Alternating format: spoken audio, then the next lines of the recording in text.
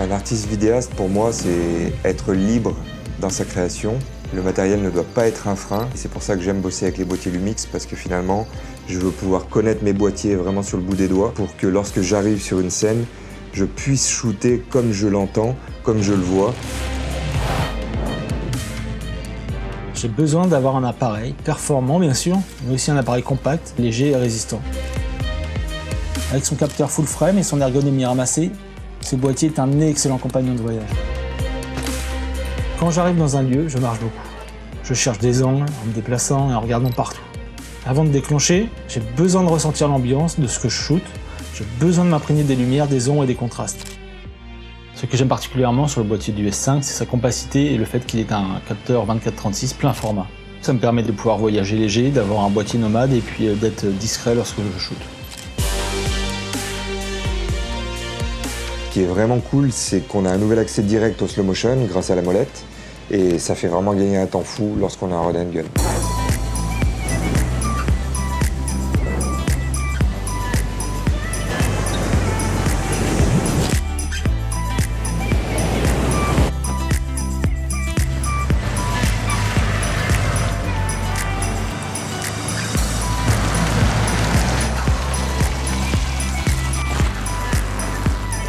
En voyage, ce qui est important pour moi, c'est d'avoir une batterie qui soit fiable, qui tienne la journée. Et avec le mode éco du boîtier, cela me permet de faire 1200 photos. Comme beaucoup de mes photos sont tirées en grand format pour les galeries, le mode 96 millions de pixels est pour moi essentiel. Un autre truc que j'aime bien sur le S5, c'est son écran inclinable qui permet de faire des prises de vue avec des angles inédits. C'est clairement un boîtier run and gun parce qu'on va avoir de la stabilisation, d'excellentes capacités en basse lumière et l'écran pivotant. L'autofocus du S5 est particulièrement efficace sur les sujets en mouvement et puis il fait la mise au point en général sur le suivi des visages et des yeux. Ce que j'aime avec le S5, c'est que Panasonic a sorti un boîtier full frame hyper compact avec des options qu'on a demandé depuis très longtemps et qui sont disponibles sur le S1H, comme le Rec Frame.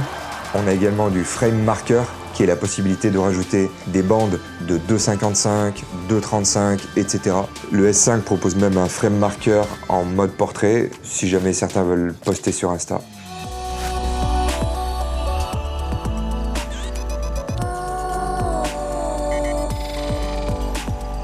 J'ai une qualité d'image qui est très bonne, de jour comme de nuit, et grâce à la double stabilisation, je peux shooter la nuit à main levée.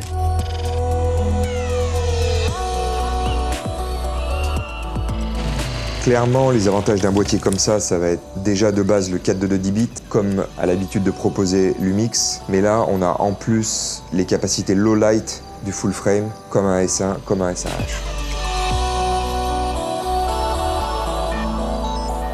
C'est un boîtier qui est vraiment orienté filmmaker, non seulement de par ses options, mais également de par le fait qu'il est livré avec le V-Log. Le V-Log permet clairement d'exploiter toute la dynamique du capteur.